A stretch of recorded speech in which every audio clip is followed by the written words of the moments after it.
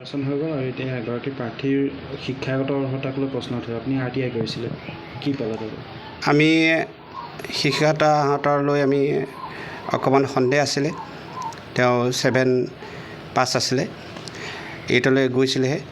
তেনেকুৱাতে আমি গম পালোঁ যে এইবেলি পঞ্চায়ত নিৰ্বাচনত চৰকাৰে এটা নৰ্মছ দিলে যে আপুনি 10 পাছ হ'ব লাগে, অৰ্থাৎ 9 পাছ 10লৈকে হ'ব লাগিব। সেইকাৰণে আমি চিন্তা কৰিলোঁ তেওঁ সেইখিনিলৈকে পঢ়া নাই। তেতিয়া আমি আমাৰ সকলোৱে মিলি আমি RTI মাৰিছিলোঁ। RTIত ধৰা পৰিলে, RTI মাৰোঁতে যে তেওঁ 7লৈকে পাছ, যিটো 10 পাছ আছিলে চাৰ্টিফিকেটখন ইতিমধ্যে এইটো ভুৱা বুলি আমি প্ৰমাণ হ'ল। যিহেতু প্ৰধান শিক্ষকে যিজনে চাৰ্টিফিকেট দিছিলে সেইজনে লিখি দিলে আমাক যে এইখন ভুলবতে আমি আধাৰ কাৰ্ডৰ কাৰণে দিছিলোঁ। আধাৰ কাৰ্ডৰ কাৰণে দিয়া যাওঁতে তেওঁ এইটো নিৰ্বাচনত লগালে আৰু আমাৰ স্কুলত তেওঁ পঢ়া নাই, সেইটো সম্পূৰ্ণ লিখি দিলে। তেওঁ কোনো এটা শ্ৰেণীও পঢ়া নাছিল? নাই, তাত কোনো স্কুলত তেওঁ সেই স্কুলত শ্ৰেণীও পঢ়া নাই। ইতিমধ্যে প্ৰধান শিক্ষকজনে আমাক অৱগত কৰি তেখেতে নিজে স্বকে লিখি দিলে, উপায়ুক্ত মহোদয়লৈ লিখি দিলে, আমাৰ শিক্ষা তথা আমাৰ পৰিদৰ্শক বাইদেউলৈ লিখি দিলে। লিখি দিয়াৰ লগে লগে তেখেতলোকে আমাক এই কপিটো দিলে যে তাত পঢ়া নাই। আমাৰ কথা হৈছে যেতিয়া চাৰ্টিফিকেটখন এনেকৈ বজাৰ এখনত কিনিবলৈ পায়, যদি পঢ়া ল'ৰা ছোৱালীৰ কাৰণে এটা মেছেজটো বেয়া হ'ব। সহনশীল চৰকাৰ, দুৰ্নীতিমুক্ত চৰকাৰ, যদি দুৰ্নীতিমুক্ত হয় সহনশীল চৰকাৰ, প্ৰথমতেই তেওঁ দুৰ্নীতি কৰিছে। আমাৰ কথা হৈছে যে দুৰ্নীতি যদি প্ৰথমেই কৰে, ৰাইজৰ সেৱকী কেনেকৈ হৈ কাম কৰিব? মিথ্যাচাৰ আশ্ৰয়। এইটো ক'বলৈ গ'লে এক প্ৰকাৰ মিথ্যাচাৰ আশ্ৰয়।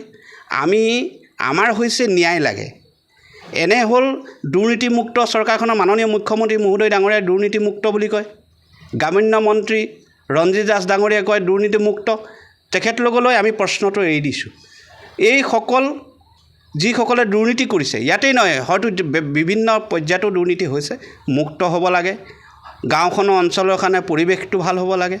অঞ্চলৰ আচলতে গাঁও প্ৰধান বুলি কোৱা যায়, এজন ৱাৰ্ড সদস্যক গাঁও প্ৰধান বুলি কয়। নিৰ্বাচনত তেখেতে 2বাৰ জয় হৈছে, এই 3য়বাৰ কাৰণে তেখেতে এইটো আচলতে দুৰ্নীতি আশ্ৰয় ল'লে। তেখেতে এই দুৰ্নীতি আশ্ৰয় যেতিয়া লৈছে তেতিয়া আমাৰ প্ৰমাণিত হ'ল, ইয়াতে কোনো মিছা কথা নাই, এইটো ভুৱা নহয়, এইটো ভুৱা বুলি প্ৰমাণিত হ'ল। তেখেতে যে ভুৱা কৰিছে তাৰ 100% হৈছে।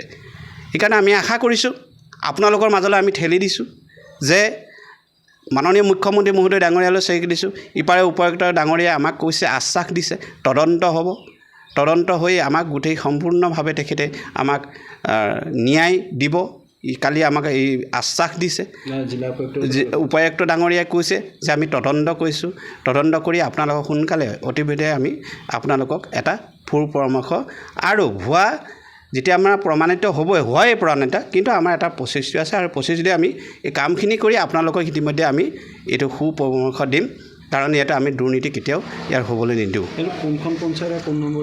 এইটো 44 নং মধ্য খৌচা গাঁও পঞ্চায়তৰ তথা আমাৰ 6 নং ৱাৰ্ডৰ 6 নং ৱাৰ্ড পৰে। এইটো কি নাম আছিলে? পল্লৱী বৰা। তেওঁ অসম গণ পৰিষদ দলৰ আছিলে। তেওঁ এইবেলি জয় হৈছে। তেওঁলৈ আমাৰ ধন্যবাদ আছে, কিন্তু দুৰ্নীতিলৈহে আমাৰ তাত কথা আছে, প্ৰশ্ন আছে। কাৰণ দুৰ্নীতি হ'ব নালাগে, জয় বিজয় থাকিবই, জয় বিজয় সকলোৰে থাকে, এইটো মই কোৱা নাই। কিন্তু যেতিয়া তেওঁ এজন ক্লাছ পঢ়া নাই, 10লৈকে পঢ়া নাই, তেতিয়া সেই চাৰ্টিফিকেটখন কিয় তেওঁলোকে দাখিল কৰিলে মনে? তেতিয়াহ'লে পঢ়াৰ কি অৰ্থ হ'ল থাকিলে? এজন 10 পঢ়া, এজন 10 নপঢ়াটোৱে অৰ্থ থাকিলে ক'ত?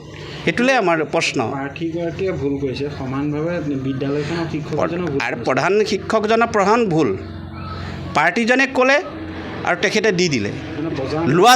লোৱাজনকো দোষী, দিয়াজনৰ দোষী। এখন বজাৰ খুলিছে, তেতিয়া পঢ়াটো ইমান মাক দেউতাকে গাৰ্জেনসকলে ইমান কষ্ট দি পঢ়াব, ইমান কষ্ট দি পঢ়াৰ পাছত যদি তেনেকৈ বজাৰ পায় কিনি, আলু দালি মিঠাতেল কিনাৰ দৰে যদি এনেকৈ চাৰ্টিফিকেট কিনিবলৈ পায়, তেতিয়াহ'লে নপঢ়িলেও হ'ব, ইমান পইচা খৰচ কৰি নকৰিলেও হ'ব। আমাৰ প্ৰশ্ন হৈছে প্ৰথম দুৰ্নীতিটো গ্ৰাছ লেভেলৰ পৰা আমি শেষ কৰিব লাগিব, নিৰ্ধাৰণ কৰিব লাগিব। যদি আমি পঞ্চায়তত আমি প্ৰতিনিধি হৈ আজি সেৱকী হ'বলৈ আহোঁ, প্ৰথমতে আমাৰ প্ৰশ্ন হৈছে যদি দুৰ্নীতি কৰোঁ, নেক্সট তাত আপোনালোকৰ মাজতে ঠেলি দিছোঁ যে কি দুৰ্নীতি নকৰিব। এজন RTI কৰ্মী হিচাপে আপুনি কি হোৱাটো বিচাৰে, তেওঁ সদস্যপদ খাৰিজ হ'ব? মই বিচাৰোঁ যে ন্যায় দিয়ক আৰু তেখেতৰ পদটো খাৰিজ হ'ব লাগিব। মূল কথাটো হ'ল আকৌ নিৰ্বাচন কৰক, আৰু এইটো পদবীৰ কাৰণে কাক কি কয় নহয়, এইটো খাৰিজ হ'বই লাগিব। কাৰণ দুৰ্নীতিমুক্ত চৰকাৰ বুলি কৈছে, তেতিয়াহ'লে আমাৰ চৰকাৰলৈ প্ৰশ্ন থাকিব।